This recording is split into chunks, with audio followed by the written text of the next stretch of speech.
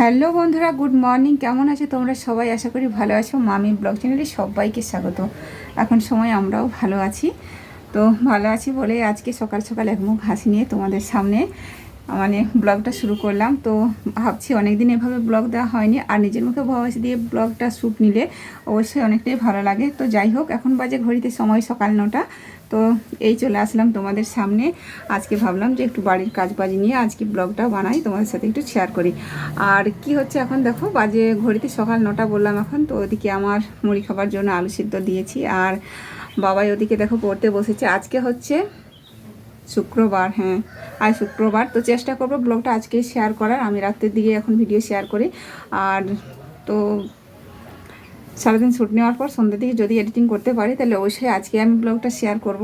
আর আজকে শুক্রবার, তো আজকে হচ্ছে বাবাইয়ের পরীক্ষা শুরু হচ্ছে। তো পড়ছিল, এই যে দেখো বাসি বিছানাতেই বই নিয়ে পড়ছে। আর চা খাওয়া হয়ে গেছে, চা খাওয়া মুখ ধোয়া হয়েছে, তো বিছানা তোলা হয়নি, তো সেই বিছানাতেই পড়াশোনা করতে বসেছে। দেখো পড়তে পড়তে হাতে কি দেখতে পাচ্ছ, কি দেখতে পাচ্ছ কি পাচ্ছ না তোমরা সেটা আমি জানি না, তবে অবশ্যই ব্যাক ক্যামেরায় দেখাচ্ছি তোমাদেরকে। চলো, তো এই যে পড়াশোনা করার নমুনা, সেটা তোমরা দেখতেই পাচ্ছ। দেখো কি করছে, এই যে এইটা কি লেখাপড়ার কোনো মানে অস্তিত্ব দেখা যাচ্ছে? দেখতে পাচ্ছ বই ফেলে রেখে মানে ফোন ঘাঁটছে, আর এদিকে দেখতে পাচ্ছ টাকা ছড়িয়ে রেখেছে, এই দেখো এইভাবে। তো যাই হোক, যেহেতু বাবা এখন ক্লাস 9-এ পড়ছে, সেহেতু পড়ার দিকটা অতটা তাগাদা আমাদের মানে করতে হয় না। সেটা এখন নিজের বিবেক বুদ্ধি দিয়ে নিজেকে হাঁটতে হবে যে কিভাবে পড়তে হবে, কতটা পড়তে হবে। যখন 1 থেকে ক্লাস শিশু 1 থেকে মানে আইসিডিএস স্কুল থেকে দোকানে এই যে দেখো মানে একটা লটারির চকলেট কেনা হয়েছে, সেটাতে প্রত্যেকটাতে গিফট আছে। তো তোমাদের দাদাভাই বাড়ি আছে, ও চিনতে পারছে না যে গিফটে কি পড়েছে, তো সেই জন্য বাবাই চলে গেল ওই যে দোকানে দেখো। আর ও হ্যাঁ, যেটা বলছিলাম তোমাদেরকে, মানে যে পড়াশোনার দিকটা এতটা এখন ওদের পিছনে মানে বকতে হবে না কেন বলছি, দেখো যেহেতু বাবাই ক্লাস 9-এ পড়ছে, সেহেতু পড়াশোনার দিকটা মানে ওকে নিজেকেই ভাবতে হবে যে কিভাবে আমাকে এগোতে হবে।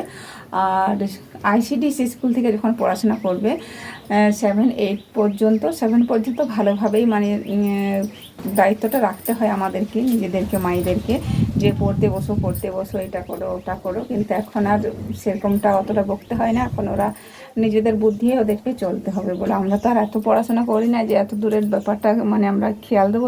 এমনিতেই মুখে বলতে পারি যে পড়াশোনা কর, পড়তে বস, খেয়ে খাওয়া দাওয়া মানে সেরে পড়তে বসে যা, এই হচ্ছে আর কি কথা।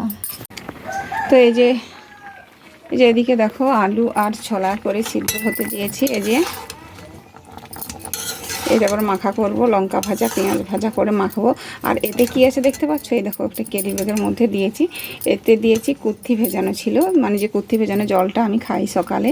তো অনেক দিন খাওয়া হয়নি, আবার তোমাদের দাদাভাইয়ের বকুনিতে গত রাতে ভিজতে দিয়েছিলাম, আমি সকালেই খেলাম। তো এই ক্যারি ব্যাগের মধ্যে বেঁধে দিয়েছি, না হলে এই আলুর কালারগুলো চেঞ্জ হয়ে যাবে, পুরো কালো কালো হয়ে যাবে। তো সিদ্ধ হয়ে গেছে দেখো, এখন আমি আলুগুলো মাখবো মুড়ি খাওয়ার জন্য। এই যে দেখো, সত্যি বন্ধুরা, আমি তোমাদেরকে কথা দিয়ে কথা রাখতে পারিনি। কারণ আমি কি বললাম ভিডিওর শুরুতে, যে নিজের মুখে ভয়েস দিয়ে ভিডিওটা শ্যুট নেব। আর হচ্ছে কথা যে শুক্রবারের ভিডিও শ্যুট নিয়ে আমি শুক্রবারেই পাবলিক করব। কিন্তু কিছুতেই আমি পেরে উঠলাম না। আজকে হচ্ছে রবিবার, তো আজকে রবিবারে আমি ভিডিওটা শেয়ার করার সময় পেলাম। এইভাবে তোমাদের সাথে ব্যবহার করার জন্য আমার নিজেকে নিজের কাছে অনেকটাই অপরাধী বলে মনে হয়। এমনকি আমার মনে হয় যে আমি তোমাদের সাথে বেঈমানি করছি, কথা দিয়ে কখনোই কথা রাখতে পারি না। তো বন্ধুরা দেখো কিভাবে আমি দিনটা কাটাই, তো সেটুকুই আজ তোমাদের সাথে আমি বলবো বুঝিয়ে, যে আমি কখন কি করছি। দেখো এদিকে তো সকালের কাজ অনেক কিছুই হয়ে গেছে, 9টায় ব্লগ স্টার্ট করেছি, তার আগে তো অনেক কাজ, এমনকি স্নানটাও সেরে নিয়েছি। এখন দেখো এখানে আলু ঢেলেছি বাইরেটাতে, আর ওদিকে আলুগুলো মানে বাছতে হবে, পচা আলু অনেক আছে। এই আলুগুলো স্টোরের মধ্যে জমা রাখা ছিল, নিয়ে আসা হয়েছে। তো বেছে বেছে ভালোগুলো রাখতে হবে, না আলাদা করে, না হলে ভালোগুলোও পচে যাবে। আর তোমাদের দাদাভাইকে কাজটা বললাম যে তুমি একটু করে দিও তো, আলুটা বেছে দাও, সকালের খাবারটাই খেয়ে আলুটা বেছে দাও। সে এমনভাবে আমার আমার মুখের উপর উত্তর দিল আমি পারবো না, এভাবে বললো। তো কেন যে বললো হঠাৎ করে সেটা আমি বুঝে উঠতে পারলাম না। আমি ঠিক আছে, আমিও রেগে গিয়ে বললাম, খুব একটা রেগে যাইনি, তবু মানে ভিতরে রেগে গেলে উপরে শান্ত মনেই বললাম, ঠিক আছে পারবে না যখন তুমি ঘুমিয়ে থাকো, তোমাকে দোকানে থাকতে হবে না। আমি বললাম যে আমি দোকানও সামলাবো আর কাজও করব, তুমি শুধু আলুগুলো বাছো, রান্নার দিকটাও আমি দেখছি আর দোকানও দেখছি। তো ও বললো পারবো না। সেই মতেই দুজনের মধ্যে একটু ওই কথাটাই হলো। তারপর থেকে আমি ওর সাথে কথা বলছি না, ও তো একদমই আমার সাথে বলছে না। তো বাস্তবেই বন্ধুরা শুয়ে পড়লো বিছানায়, ফোন দেখছিল পাখা চালিয়ে, তারপর উঠে এখন দেখো চুলে কালার করছে। এই হচ্ছে। তো কী বলো তো, 5টা আঙুল সমান হয় না, সেরকম তোমাদের দাদাভাইয়ের সাথে সম্পর্কটা আমার সব সময় সমান থাকে না। কেন বলো তো, কথায় কথায় খাপ খায় না। হয়তো তোমরা আমাকে ভুল বুঝবে যে স্বামীর নামে এইভাবে নিন্দে করছে, তোমাদের সাথে শেয়ার করছে কথাগুলো, কিন্তু মনে অনেক সময় অনেকটা দুঃখ পাই জানো তো। এক এক সময় নিজেকে নিজের আড়ালে অনেক সময় কেঁদে ফেলি নিজেই। তো কী বলো তো, মানে কার সাথে শেয়ার করবো এইসব ব্যাপার নিয়ে, কিন্তু আজ তোমাদেরকে আমি বলতে বাধ্য হলাম। এমনভাবে ব্লগটা আজকে শুরু করব ভেবেছিলাম যে পুরো ব্লগটাই নিজের মুখে ভয়েস দিয়ে শেয়ার করব, কিন্তু এতটাই মনটা খারাপ হয়ে গেল কথাটা শুনে। মানে নিজের ভেতরটা যে কেমন হচ্ছে কাকে বোঝাবো বলে কথাটা, কিন্তু সেই কষ্টটা চেপে রেখে দেখো কাজ করছি। আলুগুলো বেছে বেছে বস্তার মধ্যে কুড়িয়ে রাখছি, আবার ওইদিকে রান্নার দিকটা ভাবতে হবে, দোকানে দেখছি। তো সত্যিকারেরই তোমাদের দাদাভাই দোকান দিকেও যাচ্ছে না, আর আলুর বাছার কাজও হাত লাগালো না। শুয়ে উঠে কিছুক্ষণের জন্য শুলো, মানে কি বলবো, আমার কথাটা মানে আদেশটা পালনই করলো। আমি বললাম রেখে গিয়ে, তুমি ঠিক আছে তাহলে শুয়ে পড়ো, শুয়ে থাকো, তাই করলো।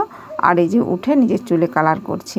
তো এই হচ্ছে সমস্যা, কি বলো তো, কথাই বললাম না, যেমন 5টা আঙুল সমান হয় না, সেরকম আমাদের সম্পর্কটা সবসময় সমান থাকে না। কথায় কথায় ঝগড়া হয়, ও বেশি চটে যায়, আমি কিন্তু তখন শান্ত হয়ে যাই। কারণ একজনকে তো হতেই হবে শান্ত, সেই শান্তটা আমি হয়ে যাই, আমি নিজেকে নিজে বোঝাই। ঠিক আছে, কথা বলে লাভ নেই, বকে লাভ নেই, আর দুজনের মধ্যে ঝগড়া বাঁধিয়ে লাভ নেই। বলছে বলুকে, কারণ কাজগুলো আমাকেই করতে হবে। ও যেহেতু সব দিন বাড়ি থাকে না, সেহেতু ওর ওপর মানে ভরসা করে আমার কোনো লাভ নেই। দেখো মানে কি বলবো, না পারছে গিয়ে এখন কাজে হাত লাগালো।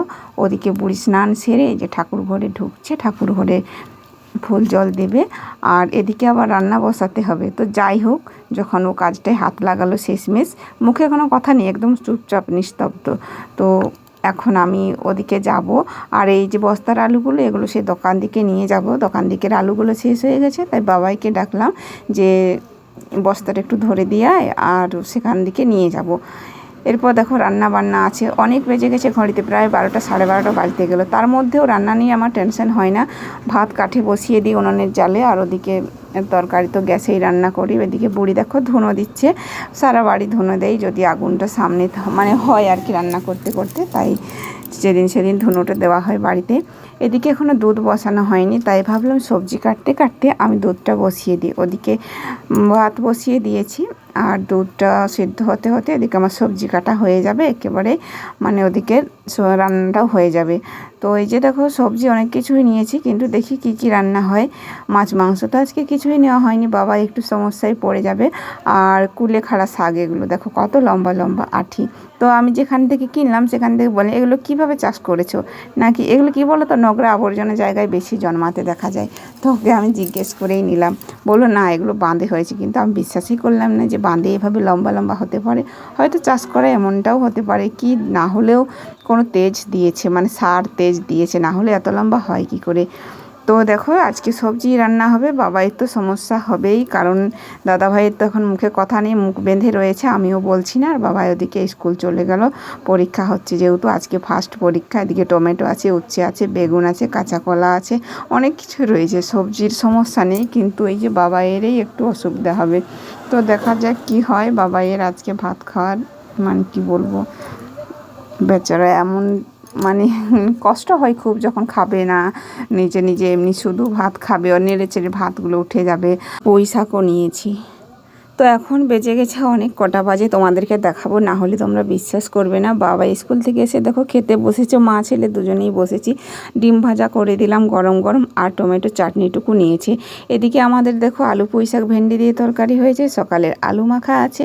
এদিকে কুলেখাড়া শাকের ভাজা করলাম আজকে, উচ্ছে আলুর ভাজা করেছি, আবার কি একটা হয়েছে যেন, চাটনি টমেটো হয়েছে, আর এই যে শামুক চচ্চড়ি করেছি।